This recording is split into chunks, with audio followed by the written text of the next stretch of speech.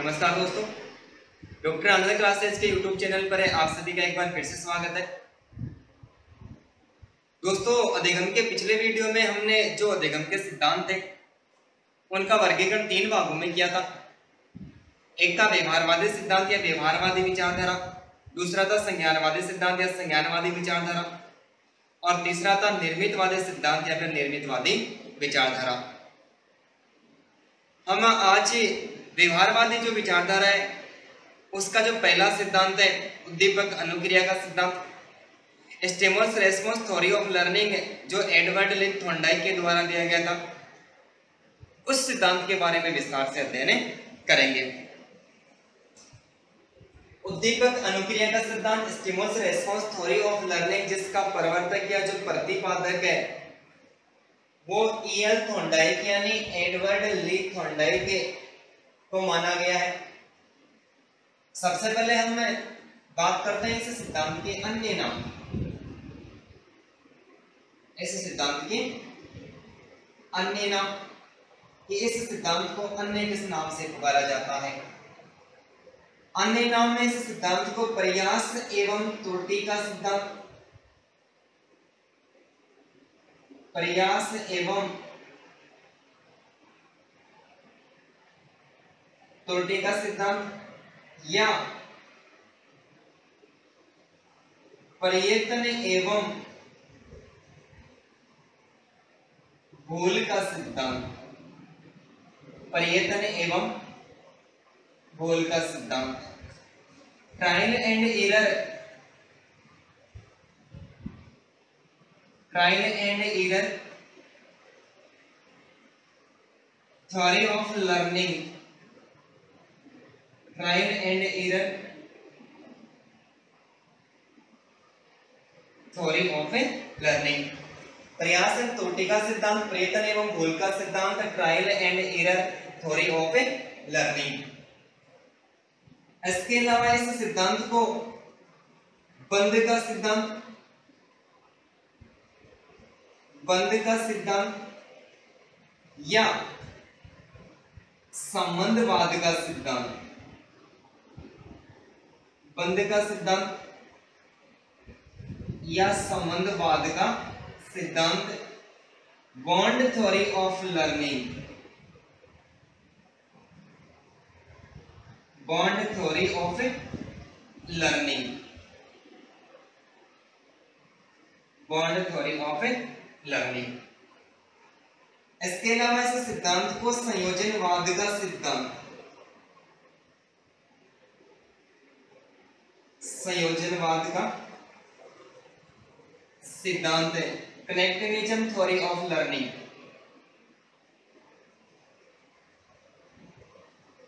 Connectivism theory of learning, theory of learning के नाम से भी पुकारा जाता है। और एक ही शब्द की बात करें कि स्टिमुलस से एस ले लिया और रेस्पॉन्स से आर ले लिया, तो इस सिद्धांत को एस आर थ्योरी के नाम से भी पुकारा जाता है। एस आर थ्योरी यानी उद्दीपक अनुक्रिया सिद्धांत, stimulus response theory of learning, जिसका जो प्रतिपादक है वो E.L. थॉर्नडाइक यानी एडवर्ड लिन थॉर्नडाइक को माना जाता है। इस सिद्धांत को अन्य प्रयास एवं त्रुटि का सिद्धांत, प्रयत्न एवं भूल का सिद्धांत, trial and error theory of learning के नाम से भी पुकारा जाता है। बॉन्ड यानी बंद का सिद्धांत या संबंधवाद का सिद्धांत, बॉन्ड थ्योरी ऑफ लर्निंग के नाम से भी पुकारा जाता है। ये प्रश्न फर्स्ट ग्रेड में सीधा पूछा भी गया कि बॉन्ड थ्योरी ऑफ लर्निंग सिद्धांत है वो किसके द्वारा दिया गया, तो वो किसके द्वारा, थॉर्नडाइक के द्वारा दिया गया है। इसके अलावा इस सिद्धांत को संयोजनवाद का सिद्धांत, कनेक्टिविज्म थ्योरी ऑफ लर्निंग के नाम से भी पुकारा जाता है। और एक ही शब्द में बात करें तो इस सिद्धांत को एसआर थ्योरी, एसआर थ्योरी के नाम से भी जानते हैं। सबसे पहले हम बात करते हैं इस सिद्धांत की मान्यताओं के बारे में कि ये सिद्धांत क्या मानता है व्यवहारवाद के संबंध में। इस सिद्धांत की मान्यताएं, इस सिद्धांत की मान्यताओं की बात करें तो सर्वप्रथम 1898 ईस्वी, कब? सर्वप्रथम 1898 ईस्वी 1898 ईस्वी में थॉर्नडाइक ने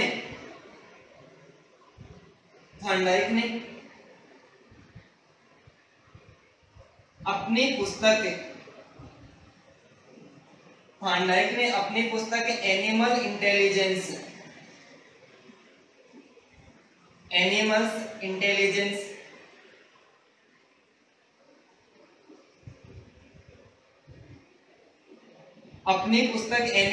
इंटेलिजेंस के अंतर्गत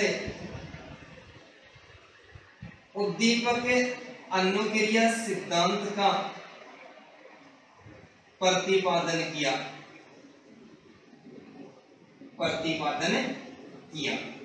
ठीक है, कब? सबसे पहले 1898 ईस्वी में थॉर्नडाइक ने एक पुस्तक लिखी जिसका नाम था एनिमल इंटेलिजेंस, और इस एनिमल इंटेलिजेंस का प्रकाशन करवाया, और प्रकाशन करवाने के साथ ही इस पुस्तक के अंतर्गत अपना जो सिद्धांत उद्दीपक अनुक्रिया का सिद्धांत था, अपने उद्दीपक अनुक्रिया सिद्धांत का प्रतिपादन किया। इसके बाद में 1912 ईस्वी में, कब? 1912 ईस्वी में थॉर्नडाइक ने एक और पुस्तक का प्रकाशन किया जिसका नाम था एजुकेशन ए फर्स्ट बुक।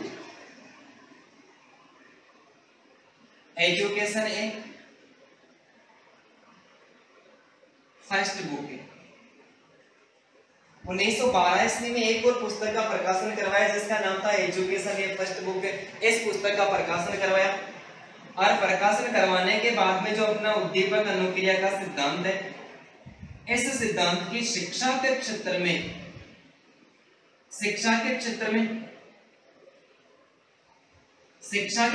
इस सिद्धांत की क्या उपयोगिता है, उस उपयोगिता का वर्णन किया। ठीक है, थॉर्नडाइक ने 1912 ईस्वी में एक पुस्तक का प्रकाशन करवाया जिसका नाम था एजुकेशन ए फर्स्ट बुक। इस पुस्तक का प्रकाशन करवाया, और प्रकाशन करवाने के बाद में अपना जो उद्दीपक अनुक्रिया सिद्धांत stimulus response theory of learning जो प्रतिपादित किया था, उस सिद्धांत का शिक्षा के क्षेत्र में क्या उपयोगिता है, इस उपयोगिता का वर्णन किया। इसके बाद में 1913 ईस्वी में, कब? 1913 ईस्वी में थॉर्नडाइक ने एक और पुस्तक का प्रकाशन कराया जिसका नाम था एजुकेशनल साइकोलॉजी। एजुकेशनल साइकोलॉजी 1913 ईस्वी में अपनी पुस्तक एजुकेशनल साइकोलॉजी का प्रकाशन करवाया। आज प्रकाशन करवाने के बाद में अपने जो उद्दीपक अनुक्रिया का सिद्धांत है, इस सिद्धांत के स्वरूप को, ठीक है, उद्दीपक अनुक्रिया का सिद्धांत है, इस सिद्धांत में संशोधन किया, और उद्दीपक अनुक्रिया सिद्धांत का स्वरूप है, ये स्वरूप है learning by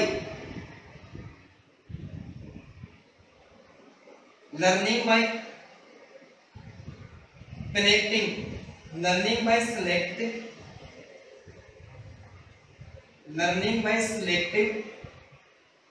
and connecting, learning by selective एवं कनेक्टिंग में बदल दिया। लर्निंग बाय सेलेक्टिव एवं कनेक्टिंग में बदल दिया। ठीक है, एक बार फिर से बात करते हैं उद्दीपक अनुक्रिया सिद्धांत की पहली जो मान्यता है। पहली मान्यता है कि सर्वप्रथम कब?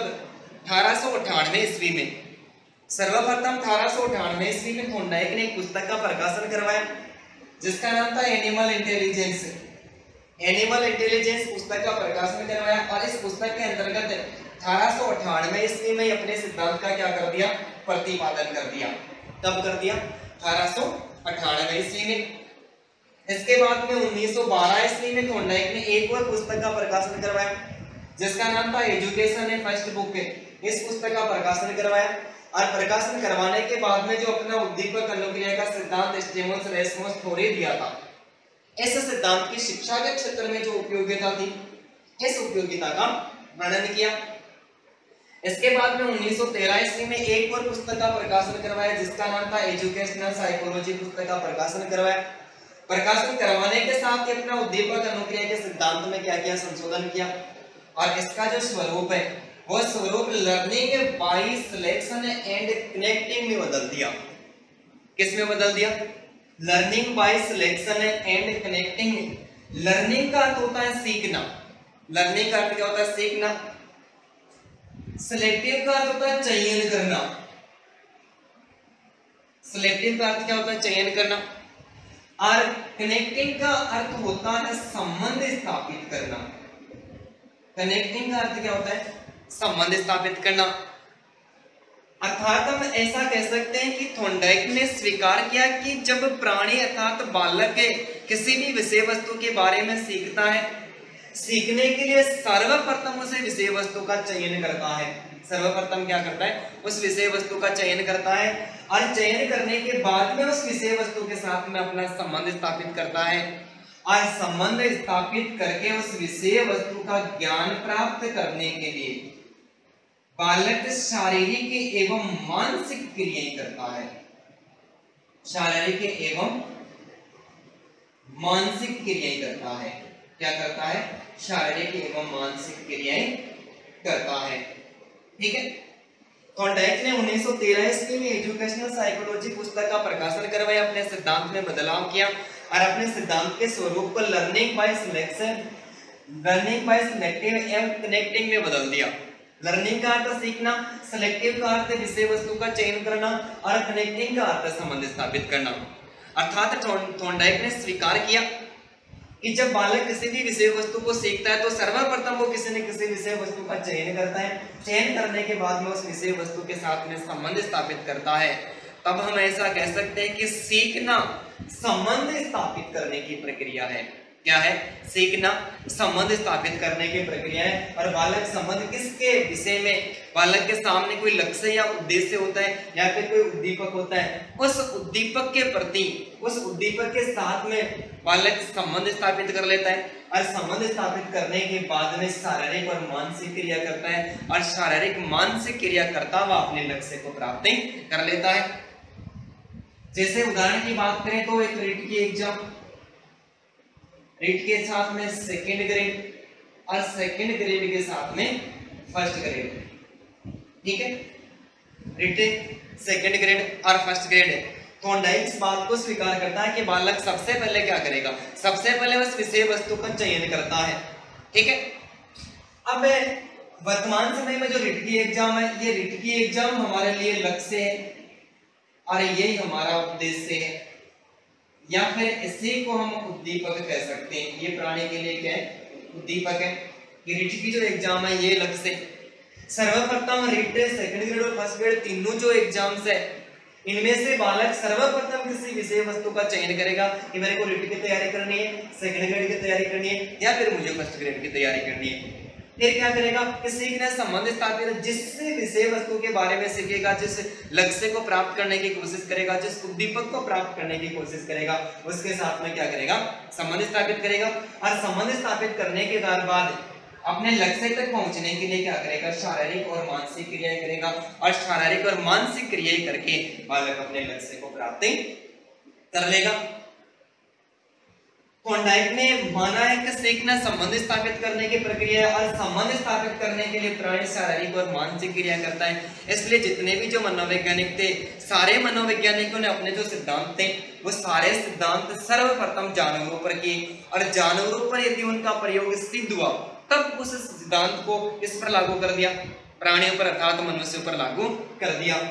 तो सीखना संबंध स्थापित करने की प्रक्रिया, इसकी पुष्टि करने के लिए थॉर्नडाइक ने चूहा के साथ में बिल्ली, बिल्ली के साथ में कुत्ता एवं यहां तक बालक पर भी प्रयोग कर लिया कि सीखना संबंध स्थापित करने की प्रक्रिया है। और इसकी पुष्टि करने के लिए क्या किया? चूहा, बिल्ली, कुत्ता और बालक पर प्रयोग किए और इनमें से बिल्ली पर किया गया प्रयोग सिद्ध हुआ। और वो जो प्रयोग है 1913 ईस्वी में, तब 1913 ईस्वी में थॉर्नडाइक ने उस प्रयोग को दुनिया के सामने प्रस्तुत किया। अर्थात इस सिद्धांत का जो प्रतिपादन है वो व्यवस्थित रूप से जो प्रतिपादन है वो कब किया गया? 1913 ईस्वी में किया गया।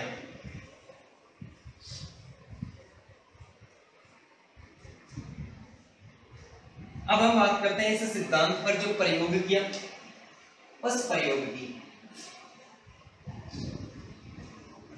प्रयोग, ठीक है, प्रयोग। थॉर्नडाइक ने जो अपना प्रयोग है वो प्रयोग एक बिल्ली पर किया, बिल्ली पर प्रयोग किया, और बिल्ली पर प्रयोग करते समय थॉर्नडाइक ने उस बिल्ली को भूखा रखा गया। कि जैसा हम कह सकते हैं कि आज मॉर्निंग में यानी सुबह एक बिल्ली को लेकर आता है और मॉर्निंग में सुबह उस बिल्ली को भोजन नहीं देता है, भोजन नहीं देने के बाद में शाम को भी उस बिल्ली को भोजन नहीं देता है। भोजन के लिए उस बिल्ली को कल सुबह क्या करता है, उस बिल्ली को भोजन देता है। तो एक बिल्ली और बिल्ली को भूखा रखा गया। तो प्रयोग जो थॉर्नडाइक ने किया था वो एक भूखी बिल्ली पर किया था कि प्रयोग भूखी बिल्ली, भूखी बिल्ली और पिंजरे में बंद। भूखी बिल्ली को पकड़ के लेके आया और लाकर पिंजरे में बंद कर दिया, और पिंजरे में बंद करके उस बिल्ली को भूखा रखा गया। तो भूखी बिल्ली और पिंजरे में बंद, भूखी बिल्ली पिंजरे में बंद। बंद करने के बाद में दूसरे दिन या मॉर्निंग में क्या किया, पिंजरे के बाहर मांस का टुकड़ा, पिंजरे के बाहर मांस का टुकड़ा, ये मांस का टुकड़ा उस बिल्ली के लिए उद्दीपक था। मांस का टुकड़ा उस बिल्ली के लिए क्या था, उद्दीपक था। और ये जो मांस का टुकड़ा था ये किस जानवर का था, ये मछली का था। किसका था, मछली का था। बाहर मांस का टुकड़ा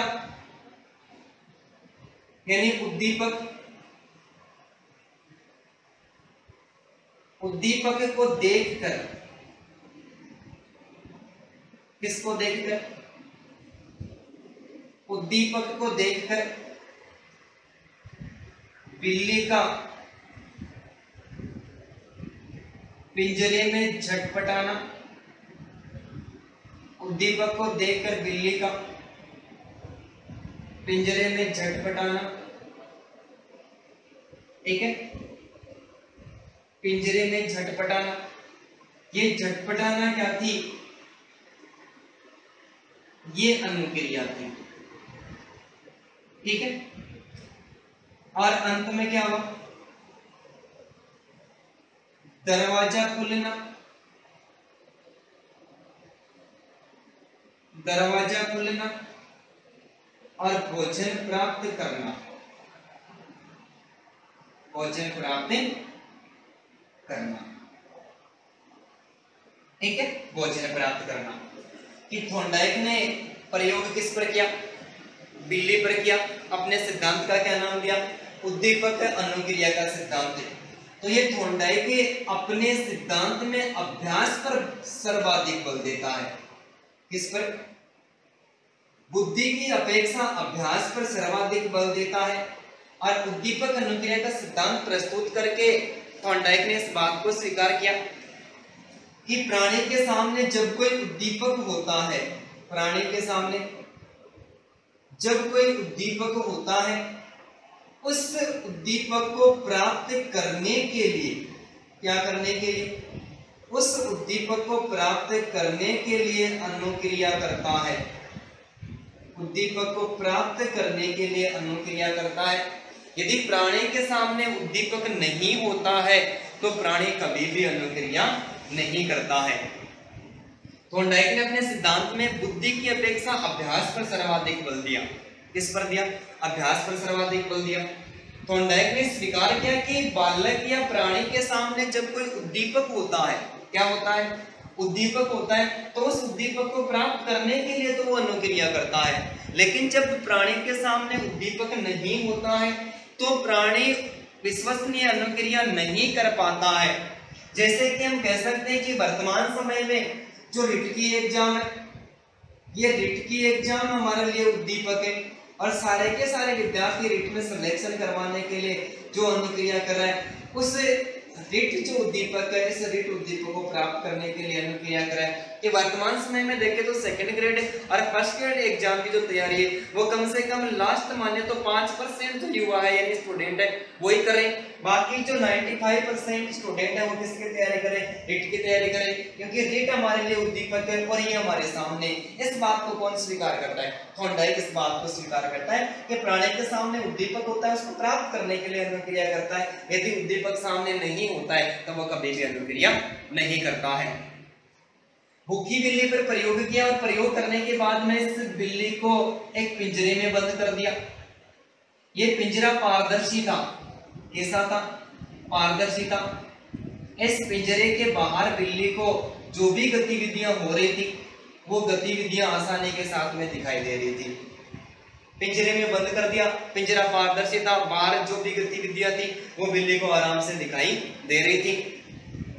इस पिंजरे में क्या किया, इस पिंजरे में यहां पर अंदर एक लीवर यानी बटन लगा दिया, लीवर यानी बटन, इसने थॉर्नडाइक ने बटन लगा दिया। लीवर लगाने के बाद में बाहर मांस का टुकड़ा रखा गया, पिंजरे के बाहर मांस का टुकड़ा यानी जो मांस का टुकड़ा मछली का था उद्दीपक के रूप में बाहर रखा गया। यह उद्दीपक इस बिल्ली को दिखाई दिया, मांस का टुकड़ा बिल्ली को दिखाई दिया। उद्दीपक को जब बिल्ली ने देखा, देखने के बाद में इस उद्दीपक को प्राप्त करने के लिए इस पिंजरे में इधर उधर चटपटाना शुरू कर दिया, घूमना, इधर उधर घूमना शुरू कर दिया, यानी पिंजरे के अंदर चटपटाना, यानी बिल्ली ने अनुक्रिया शुरू कर दी। लेकिन अनुक्रिया शुरू करने के बाद में इस बिल्ली को ये अभी तक नहीं पता है कि ये दरवाजा किधर से खुलेगा। इधर उधर घूमने के कारण अचानक से इस बिल्ली का जो पैर है ये इस लीवर पर पड़ता है और लीवर दबते ही क्या होता है, दरवाजा खुल जाता है। लीवर दबते ही क्या हो जाता है, दरवाजा खुल जाता है और दरवाजा खुलने के बाद में बिल्ली क्या कर लेती है, भोजन की प्राप्ति कर लेती है। भोजन मिलने के बाद में उस बिल्ली को थॉर्नडाइक वापस पिंजरे में बंद कर देता है और अब क्या करता है, उस बिल्ली से बार बार अभ्यास करवाता है। क्या करवाता है, बार बार अभ्यास करवाता है कि बार बार अभ्यास करने के कारण भूल और गलतियां होती है वो एकदम से कम हो जाती है और अभ्यास के कारण जो अधिगम होता है वो एकदम से स्थायी हो जाता है। बार बार अभ्यास करवाने के कारण बिल्ली ने सीखना प्रारंभ कर दिया। ये बिल्ली के सामने जब भी उद्दीपक रखा जाता है, भोजन रखा जाता है, प्राप्त करने के लिए बिल्ली क्या करती है, अनुक्रिया शुरू करती है। बार बार अभ्यास के कारण अवस्था ऐसी आ गई कि बिल्ली बार बार इस पिंजरे के अंदर उछल कूद करती है और बार बार अभ्यास के कारण बिल्ली जानने लगी कि आज इस बिल्ली ने पिंजरे में इस दिशा की तरफ क्या किया, अनुक्रिया की, उछल कूद की और इस दिशा में उछल कूद करने के बाद में उस बिल्ली को कोई सफलता नहीं मिली है। जब सफलता नहीं मिली तो बिल्ली ने इस दिशा में उछल कूद करना ही क्या कर दिया, बंद कर दिया। फिर बिल्ली ने इस दिशा में उछल कूद की और उछल कूद करने के बाद में इधर भी कोई सफलता नहीं मिली तो बिल्ली ने क्या किया, इधर भी उछल कूद करना बंद कर दिया और फिर इस दिशा में पिंजरे में उछल कूद की, अनुक्रिया की, इधर भी कोई सफलता नहीं मिली तो बिल्ली ने इधर भी उछल कूद करना बंद कर दिया। जब बिल्ली ने इस दिशा में उछल कूद की, यहाँ पर उछल कूद करने के कारण ये लीवर दबता है और दबने के बाद में दरवाजा खुलता है, बिल्ली बाहर आ जाती है और बाहर आकर भोजन की प्राप्ति कर लेती है। तो बार बार अभ्यास के कारण बिल्ली ने एक ही दिशा में अनुक्रिया करनी शुरू कर दी और हर बार इस लीवर को दबाकर भोजन प्राप्त करना सीख लिया। तब थॉर्नडाइक ने स्वीकार किया कि किसी विशिष्ट उद्दीपक का संबंध विशिष्ट अनुक्रिया से होता है। क्या स्वीकार किया कि विशिष्ट उद्दीपक का जो संबंध होता है वो विशिष्ट अनुक्रिया से होता है। विशिष्ट उद्दीपक का संबंध वो किससे होता है, विशिष्ट अनुक्रिया से होता है। विशिष्ट उद्दीपक का संबंध विशिष्ट अनुक्रिया से होता है और दोनों के बीच में, दोनों मतलब उद्दीपक और अनुक्रिया, इन दोनों के बीच में संबंध इतना गहरा हो जाता है, क्या हो जाता है, इतना गहरा हो जाता है कि प्राणी को जब भी उद्दीपक देंगे और उद्दीपक देने के बाद में तुरंत क्या करेगा, अनुक्रिया करेगा। थॉर्नडाइक ने बिल्ली पर प्रयोग करके सिद्ध किया कि विशिष्ट उद्दीपक का जो संबंध होता है वो विशिष्ट अनुक्रिया से होता है, और बार बार अभ्यास के कारण पिंजरे में बंद होने के बाद में बार बार बिल्ली ने अभ्यास किया, और अभ्यास करने के कारण उद्दीपक और अनुक्रिया दोनों के बीच में बिल्ली का क्या हो गया, संबंध स्थापित हो गया। ये उद्दीपक अर्थात जो मांस का टुकड़ा था ये उस बिल्ली के लिए विशिष्ट उद्दीपक है। ठीक उसी प्रकार जो रिट की एग्जाम है, ये रिट की एग्जाम विद्यार्थियों के लिए विशिष्ट उद्दीपक है, और इस विशिष्ट उद्दीपक को प्राप्त करने के लिए प्राणी बालक स्टूडेंट क्या करें, विश्वसनीय अनुक्रिया करें कि जैसे तैसे करके हमारा एक बार क्या हो जाए, सिलेक्शन हो जाएंगे, उसके बाद में तो हम सरकार को भी देख लेंगे। ठीक है, तो फिर विशिष्ट उद्दीपक का संबंध विशिष्ट अनुक्रिया से होता है, और दोनों के बीच में संबंध इतना गहरा हो जाता है कि प्राणी को जब भी उद्दीपक दिया जाता है वो तुरंत क्या करेगा, अनुक्रिया करेगा। कि जिस हर बार भोजन प्राप्त करने के बाद में इस बिल्ली को पिंजरे में बंद कर दिया जाता है, और बंद करने के बाद में जब वापस उद्दीपक रखा जाता है, बिल्ली तुरंत क्या करती है, अनुक्रिया करती है।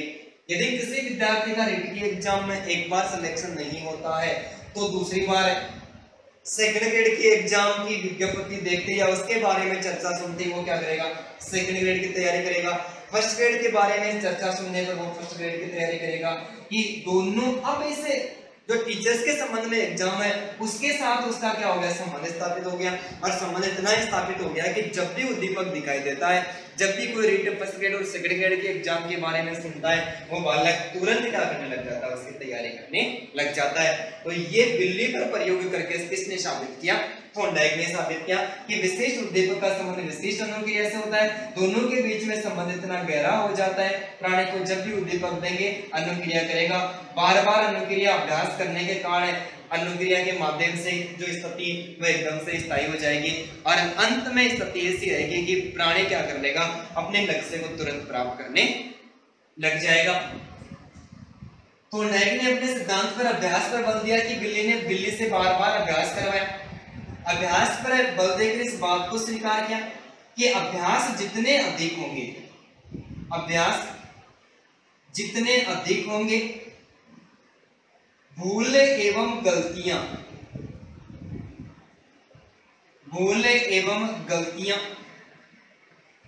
उतनी ही कम होती चली जाएगी। अभ्यास जितने अधिक होंगे, थॉर्नडाइक का मानना है कि एक ही विषय वस्तु का यदि बार बार अभ्यास किया जाए, कि जब कोई बालक रिट की एग्जाम देना चाहता है और रिट की एग्जाम देने के लिए सब लगभग विद्यार्थियों के साथ में ऐसा होता है कि अलग अलग कोचिंग में कोचिंग करते हैं, कहीं बस में या कभी स्टैंड पर कहीं दूसरी जगह आपस में कोई स्टूडेंट मिल जाते हैं, और मिलने के बाद में आपस में मिलान करते हैं कि आपकी कोचिंग में साइको किसने पढ़ाई, वो कहता है मेरे को उस टीचर ने पढ़ाई, कोई कहता है मेरे को उस टीचर ने पढ़ाई। बाद में वो आपस में क्या करता है कि जो उनके पास में सामग्री है, दिगम सामग्री, उसकी तुलना करता है कि आपको क्या पढ़ाया, मेरे को क्या पढ़ाया। फिर यदि दूसरे वाले स्टूडेंट की जो सामग्री है, दिगम अधिगम सामग्री है, उसमें दो चार बातें अलग निकल के आती है, तब वो क्या करता है कि यार मेरे को तो ऐसा पढ़ाया नहीं, तेरे वाले नोट्स मेरे को दे दे, मैं क्या करूंगा, मैं तेरे वाले की फोटोकॉपी करवा लूंगा, मेरा भी पढ़ लूंगा, मेरे के साथ में तेरा भी पढ़ लूंगा। फिर कोई मार्केट में इस प्रकार के अफवाह सुनता है कि कोई गाइड वगैरह है और वो गाइड वास्तव में अच्छी है।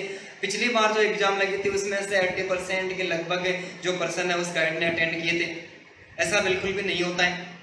तब वो उस गाइड के बारे में सुनता है तो एक और गाइड लेके आ जाता है। इसका मतलब एक उद्दीपक को प्राप्त करने के वो अनेक प्रकार के रास्ते अपनाता है, और अंत में स्थिति ये होती है कि वो उनमें से किसी भी बुक को एकदम सही तरीके से नहीं पढ़ पाता है और उसका सिलेक्शन नहीं हो पाता है।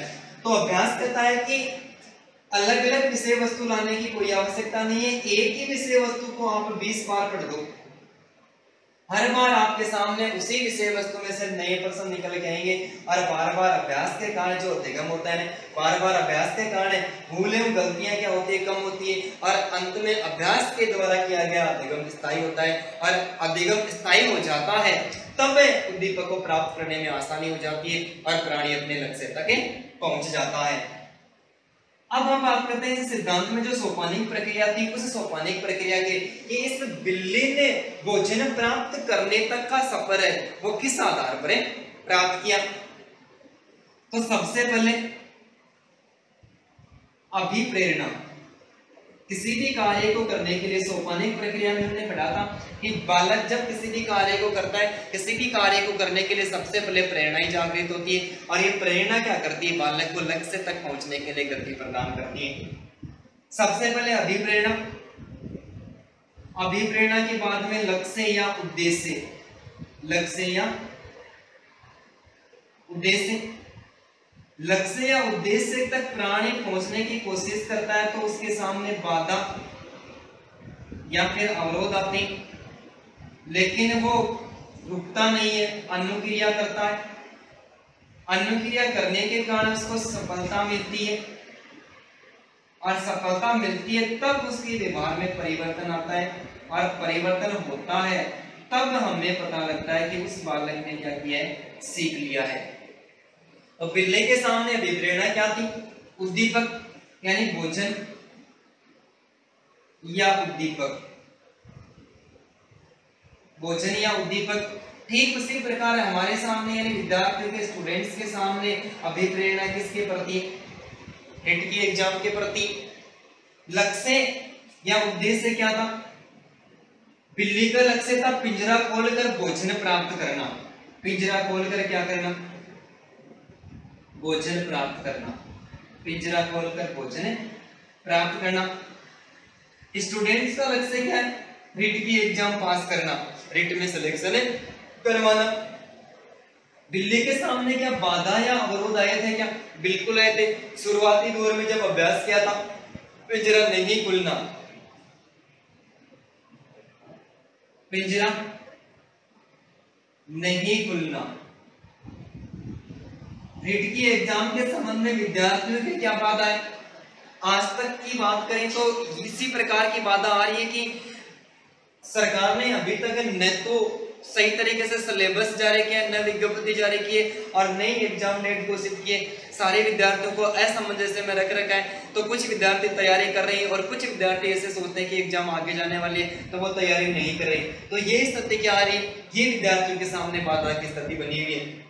अनुक्रिया, बिल्ली ने अनुक्रिया के रूप में क्या किया, पिंजरे में झटपटाना यानी पिंजरे में उछल कूद करना, पिंजरे में उछल कूद करना। ठीक है, एक प्राणी जब अपने लक्ष्य की प्राप्ति करता है तो उसके लिए अनुक्रिया शारीरिक एवं मानसिक क्रिया करता है। क्या करता है, वो शारीरिक एवं मानसिक क्रिया करता है, शारीरिक एवं मानसिक क्रिया करता है। सफलता क्या मिली बिल्ली को, पिंजरा खुलना, पिंजरा खुलना, बार बार अनुक्रिया करने से पिंजरा खुल गया, और परिवर्तन क्या हुआ, बार बार अभ्यास के कारण अधिगम स्थायी हो गया, और अंत में बिल्ली ने लीवर दबाकर भोजन प्राप्त करना सीख लिया। तो परिवर्तन क्या है, भोजन प्राप्त करना सीख लिया, भोजन प्राप्त करना सीख लिया। जब बिल्ली ने भोजन प्राप्त करना सीख लिया तब हमें पता लगा कि बिल्ली के व्यवहार में क्या है, परिवर्तन आया है, और इस परिवर्तन का क्या नाम है, सीखना है। तो थॉर्नडाइक की कार्य करता है कि अभ्यास जितने अधिक होंगे भूल और गलतियां उतनी कम होती जाएगी, और अंत में अधिगम क्या हो जाएगा, एकदम से स्थायी हो जाएगा। तो इस बिल्ली के लिए अभिप्रेरणा क्या थी, भोजन या उद्दीपक, लक्ष्य या उद्देश्य भोजन प्राप्त करना, बाधा क्या है, पिंजरा नहीं खुल रहा था। अनुक्रिया के रूप में क्या किया, पिंजरे में उछल कूद इधर उधर घूमना शुरू कर दिया। सफलता क्या मिली, लीवर पर जब बटन पर पैर लगा और पैर लगते ही ये बटन दबा और तुरंत पिंजरा खुल गया, और बार बार अभ्यास के कारण परिवर्तन क्या आया, भोजन प्राप्त करना सीख लिया। ठीक उसी प्रकार यदि एक बालक या एक स्टूडेंट है किसी भी उद्दीपक को प्राप्त करने के लिए, चाहे वो रिट की एग्जाम हो या फिर कोई अन्य कोई एग्जाम हो, प्राप्त करने के लिए यदि बार बार अनुक्रिया करता है और बार बार अभ्यास करता है, अभ्यास के कारण अधिगम एकदम से स्थायी हो जाता है, और अंत में क्या कर लेता है, अपने लक्ष्य को प्राप्त कर लेता है। ठीक है, एक बार आप इसका स्क्रीनशॉट ले लें।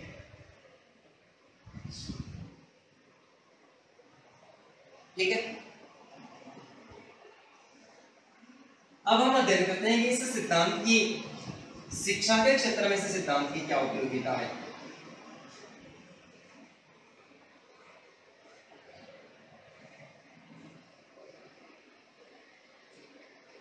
शिक्षा के क्षेत्र में उपयोगिता अर्थात शैक्षिक महत्व, शैक्षिक महत्व है। शिक्षा के क्षेत्र में इस सिद्धांत की उपयोगिता, तो यह सिद्धांत अभ्यास पर सर्वाधिक बल देता है। क्या करता है? अभ्यास पर सर्वाधिक बल देता है। तो अभ्यास पर सर्वाधिक बल देता है तो ये बात निकल के आती है कि जो छोटे बालक होते हैं जो बार बार गलती वगैरह करते रहते हैं, तो छोटे बालकों के लिए ये सिद्धांत विशेष उपयोगी है। जैसे पहला जो महत्व है, ये सिद्धांत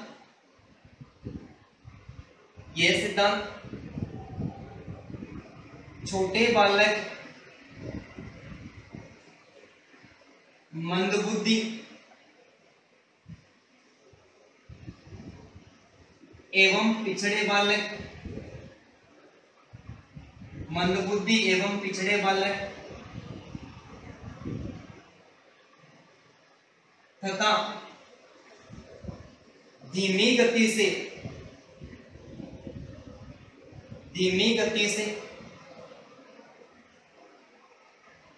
सीखने वाले, धीमी गति से सीखने वाले बालकों के लिए विशेष उपयोगी है। धीमी गति से सीखने वाले बालकों के लिए विशेष उपयोगी है। कि थॉर्नडाइक अपने सिद्धांत पर सर्वाधिक अभ्यास पर बल देता है, बुद्धि को स्वीकार नहीं करता है, अभ्यास पर बल देता है। ठीक है, तो छोटे बालकों को सिखाने के लिए बार बार उनसे उस विषय वस्तु का अभ्यास करवाया जाता है। जैसे कोई बालक विद्यालय में प्रवेश लेता है, उस समय उसको क लिखना नहीं आता है, टीचर बार बार उससे क को लिखवाने का अभ्यास करवाता है, लेकिन आधी से ज्यादा बार गलती करता है। घर पर जाने के बाद में उसको वापस उल्टा ही लिखता है। लेकिन जब वापस दूसरे दिन विद्यालय में आता है फिर अभ्यास करवाया जाता है और अंत में बालक लिखना सीख जाता है। ये प्रक्रिया कैसे हुई? अभ्यास के कारण। कैसे बालक थे? छोटे बालक। इसके अलावा जिन बालकों की जो बुद्धि लब्धि होती है वो कम होती है, एक विषय वस्तु को बार बार बताने के बाद में भी वो समझ में नहीं आती है, तो ऐसे बालकों को बार बार अभ्यास करवाना चाहिए। तो मंदबुद्धि या फिर पिछड़े बालक, और हमें एक बात याद रखनी है कि जो पिछड़ापन होता है वो केवल और केवल शैक्षिक दृष्टिकोण से होता है। बालक केवल शिक्षा में पिछड़ा हो सकता है, अन्य किसी भी क्षेत्र में पिछड़ा नहीं हो सकता है। जैसे कोई महान खिलाड़ी, जैसे कक्षा का एक ऐसा बालक है जो पढ़ने में बिल्कुल कमजोर है, लेकिन खेल में यदि वो स्वर्ण पदक जीत के लाता है, इसका मतलब वो बालक प्रतिभाशाली है, लेकिन शैक्षिक दृष्टिकोण से क्या है? पिछड़ापन है। तो ये पिछड़ापन होता है, ये केवल और केवल शैक्षिक दृष्टिकोण से होता है, अन्य स्थिति में कोई पिछड़ापन नहीं होता है। या फिर जो धीमी गति से सीखने वाले बालक हैं, उन बालकों के लिए विशेष उपयोगी माना जाता है। दूसरा जो महत्व है, यह सिद्धांत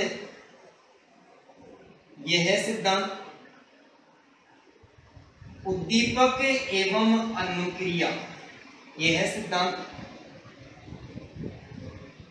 उद्दीपक एवं अनुक्रिया के बीच, उद्दीपक एवं अनुक्रिया के बीच संबंध स्थापित करके सीखने पर बल देता है। किस पर बल देता है? सीखने पर बल देता है। यह सिद्धांत उद्दीपक और अनुक्रिया के बीच में क्या करता है? संबंध स्थापित करता है। कि थॉर्नडाइक का मानना है कि किसी विशिष्ट उद्दीपक का जो संबंध होता है वो विशिष्ट अनुक्रिया से होता है, और प्राणी उद्दीपक और अनुक्रिया दोनों के बीच में संबंध इतना गहरा स्थापित कर लेता है कि प्राणी को जब भी उद्दीपक देंगे वो तुरंत क्या करेगा? अनुक्रिया करेगा। अर्थात ये सिद्धांत मानता है कि प्राणी के सामने जब कोई उद्दीपक होता है तो वो अनुक्रिया करता है और उसके साथ संबंध स्थापित कर लेता है। जब उद्दीपक होता ही नहीं है तो वो अनुक्रिया नहीं करता है। तो ये सिद्धांत क्या मानता है? ये सिद्धांत उद्दीपक और अनुक्रिया के बीच में संबंध स्थापित करता है और फिर सीखने की प्रक्रिया पर बल देता है। ठीक है, ये सिद्धांत बालकों में आत्मविश्वास एवं आत्मनिर्भरता की भावना का विकास करता है।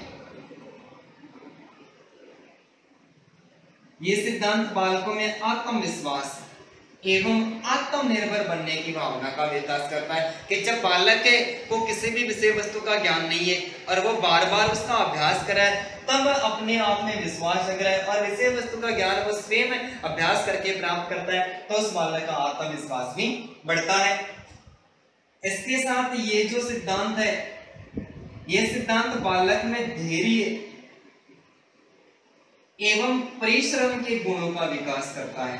इसका धैर्य एवं परिश्रम के गुण का, कि जब बालक बार बार अभ्यास करता है विषय वस्तु का, तो उसको परिश्रम भी करना पड़ता है और बार बार अभ्यास करने के बाद में उसको ऐसा लगता है कि वो जब सीख रहा है तो वो धैर्य धारण भी करता है। इसके साथ में यह सिद्धांत है असफलता में सफलता का भय दिखाकर, यह सिद्धांत असफलता में सफलता का भय दिखाकर सीखने के लिए प्रेरित करता है। क्या करता है? सीखने के लिए प्रेरित करता है। कि असफलता में सफलता का भय दिखाकर सीखने के लिए निम्न में से कौन सा सिद्धांत का समर्थन करता है? तो थॉर्नडाइक का उद्दीपक और अनुक्रिया का सिद्धांत है।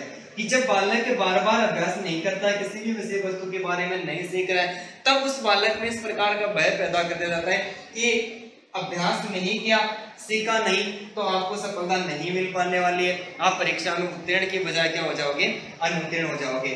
तो ये सिद्धांत असफलता में सफलता का भय दिखाकर, जब इस प्रकार की बात बालक सुनता है, तब सबसे पहले तो वो सोचता है कि यार मैं तो असफल ही हो सकता हूँ, मैं तो उत्तीर्ण नहीं हो सकता। लेकिन बार बार क्या करता है? वो अभ्यास करने लगता है और अभ्यास करने का अंत में क्या प्राप्त कर लेता है? सफलता को प्राप्त कर लेता है। इसके अलावा ये सिद्धांत है, ये सीखने वाले की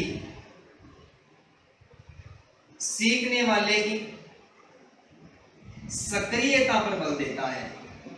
सीखने वाले की सक्रियता पर बल देता है। कि थॉर्नडाइक का सिद्धांत मानता है कि जब सीखने वाला सक्रिय नहीं होता है, खुद अभ्यास करने के लिए जागरूक नहीं होता है, जिज्ञासा किसी भी विषय वस्तु को प्राप्त करने के लिए उस बालक में नहीं पनप रही है, बालक के किसी भी विषय वस्तु की आवश्यकता नहीं कर रहा है, तो वो विश्वसनीय अनुक्रिया नहीं करेगा।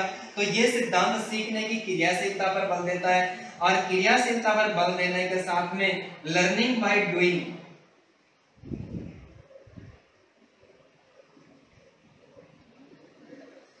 लर्निंग बाय डूइंग करके सीखने के सिद्धांत पर आधारित माना जाता है।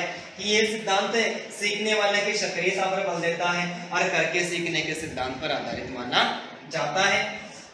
इसके साथ में ये सिद्धांत सीखने के लिए जो सरल से कठिन की ओर, सीखने की जो सरल से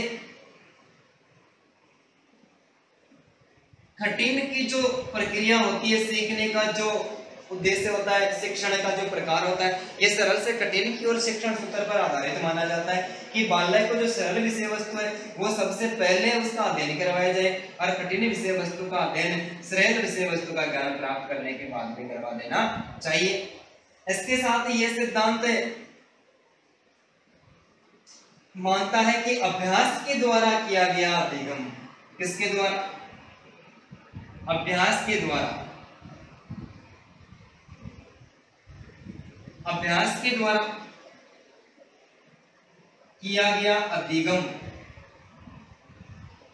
स्थायी होता है। अभ्यास के द्वारा किया गया अधिगम कैसा होता है? स्थायी होता है। कि विषय वस्तु का बार बार अभ्यास करवाया जाए, अंत में अधिगम स्थायी हो जाएगा और प्राणी अपने लक्ष्य तक पहुंच जाएगा।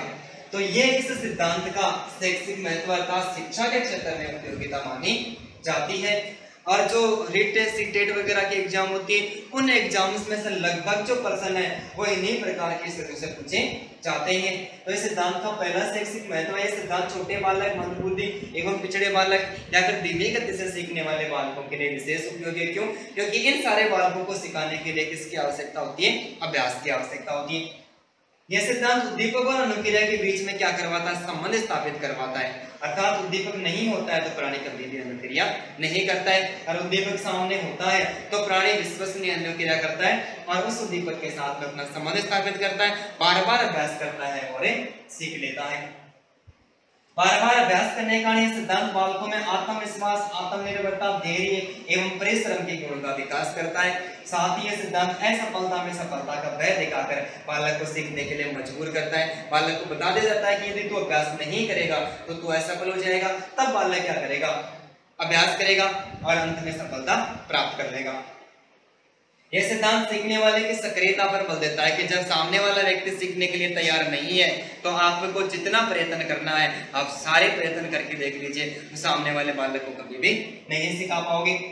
यह सिद्धांत सरल से कठिन की ओर शिक्षण सूत्र पर आधारित माना जाता है और साथ में स्वीकार करता है कि अभ्यास के द्वारा किया गया अध्ययन क्या होता है? एकदम से स्थायी होता है।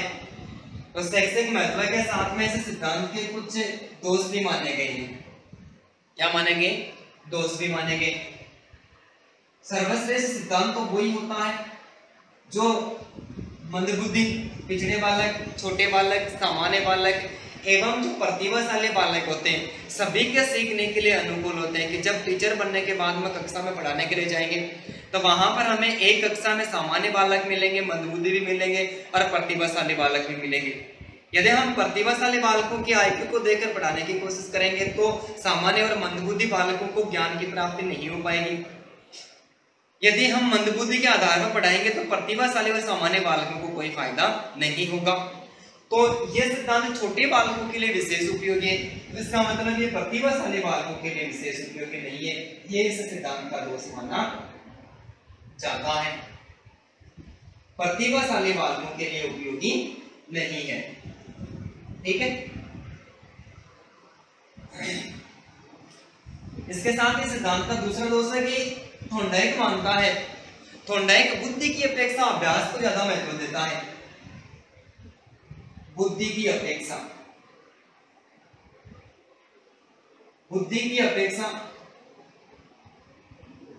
अभ्यास को महत्व देता है। बुद्धि की अपेक्षा किसको महत्व देता है? अभ्यास को महत्व देता है। लेकिन ये इस सिद्धांत का सबसे बड़ा दोष माना जाता है। कैसे माना जाता है? कि जब किसी बालक में आईक्यू एकदम से कम होगा, जिसकी बुद्धि होगी नहीं, जिसमें एक विषय वस्तु को 20 बार बताने के बाद में भी उस बालक को कोई फायदा नहीं, तो 50 बार अभ्यास करवाने से क्या फायदा होने वाला है?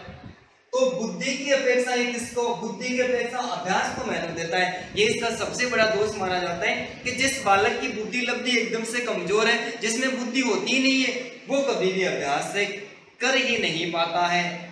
और इसके अलावा इस सिद्धांत का एक सबसे बड़ा दोष है, जो दोष है लगभग विद्यार्थियों के लागू होता है और विद्यार्थी उसी दोष के कारण एग्जाम में अच्छे अंक लाने के बाद में भी वो पीछे रह जाते हैं। यह सिद्धांत मानता है कि ज्ञान तुक्के पर आधारित होता है। ज्ञान तुक्के पर आधारित होता है। किस पर आधारित होता है? ज्ञान तुक्के पर आधारित होता है। अरे बिल्ली ने कौन सा दरवाजा खोलना चाहा था, पता था क्या कि दरवाजा किस दिशा में? बिल्ली ने तो उछल कूद करने के बाद में तुक्के ही मारे थे इधर उधर, और तुक्के मारने के कारण अचानक से दरवाजा खुला था। तो ये इस सिद्धांत का सबसे बड़ा दोष माना जाता है। और विद्यार्थी भी गलती कहां पर करते हैं? तुक्के जहां पर सर्वाधिक मारते हैं वहां पर गलती करते हैं, और वहां पर जो सही स्थिति होती है, जैसे कभी कभी एग्जाम देने के बाद में विद्यार्थी जब बाहर निकल के आते हैं क्लासरूम से, और बाहर निकलने के बाद में बड़े आराम के साथ में, आत्मविश्वास के साथ में कहते हैं कि 150 में से मैंने 120% तो कर दिए थे और मैं 20% मेरे को आधे अधूरे आ रहे थे, मैं 20% के तुक्के मार के आया हूं, देखता हूं कि कितना सही होता है। तुक्के मारने पर 1 या 2% सही होते हैं। यदि माइनस मार्किंग होती है तो वो तुक्के ही उस व्यक्ति को ले बैठते हैं। ऐसा बिल्कुल भी नहीं करना चाहिए। किसी भी विषय वस्तु का यदि ज्ञान प्राप्त करना चाहते हो तो उस विषय वस्तु का बार बार अभ्यास करें। ये कौन स्वीकार करता है? थॉर्नडाइक स्वीकार करता है। ये इसका सबसे बड़ा दोष माना जाता है। तो इस दोष से हमें क्या करना है? बचना है और दोष को कभी भी लागू नहीं होने देना है। विषय वस्तु का ज्ञान अभ्यास के माध्यम से प्राप्त करते रहना है। ये कौन स्वीकार करता है? ये थॉर्नडाइक का उपदेश सिद्धांत स्वीकार करता है। तो इस सिद्धांत के 3 दोष हो गए, जिसमें पहला है ये प्रतिभाशाली बालकों के लिए विशेष उपयोगी नहीं है। उपयोगी किन के लिए? छोटे बालकों के लिए। अभ्यास के द्वारा कौन सीखते हैं? छोटे बालक सीखते हैं। प्रतिभाशाली बालकों को अभ्यास करवाने की कोई आवश्यकता नहीं है। यदि उनको एक बार संकेत ही दे दिया जाए तो वो विषय वस्तु का ज्ञान स्वयं प्राप्त करने की योग्यता अपने आप में रखते हैं। बुद्धि की अपेक्षा अभ्यास पर सर्वाधिक महत्व दिया, इसलिए सिद्धांत का दोष हो गया कि जिस बालक में बुद्धि लब्धि होती ही नहीं है, बुद्धि लब्धि नहीं होती है, तो वो अभ्यास कभी कर ही नहीं पाता है और ज्ञान बुद्धि पर आधारित होता है। ये सिद्धांत का सर्वाधिक बड़ा दोष माना जाता है। तो दोस्तों, विषय के साथ में थॉर्नडाइक का जो उद्दीपक अनुक्रिया का सिद्धांत था उसके बारे में हमने अध्ययन कर लिया है। अब इस सिद्धांत के संबंध में किसी भी प्रकार की कोई गलती वगैरह रह जाती है तो आप कमेंट बॉक्स में कमेंट करें और उस गलती के बारे में बताएं। मैंने मेरी तरफ से जो ऑथेंटिक बुक है और इस बुक के जो सारे तथ्य थे, इसके साथ में पीछे की एग्जाम में आए हुए सभी प्रकार की स्थितियां और सारे जो क्वेश्चन थे, उन क्वेश्चन को ध्यान में रखते हुए मैंने ये जो सिद्धांत था इसका बायोडाटा तैयार किया था और आपके सामने प्रस्तुत किया। लेकिन फिर भी कोई गलती होती है तो आप गलती को जरूर बताएं। आप गलती को बताओगे तो अगले वीडियो में उस गलती का तुरंत समाधान किया जाएगा। धन्यवाद दोस्तों।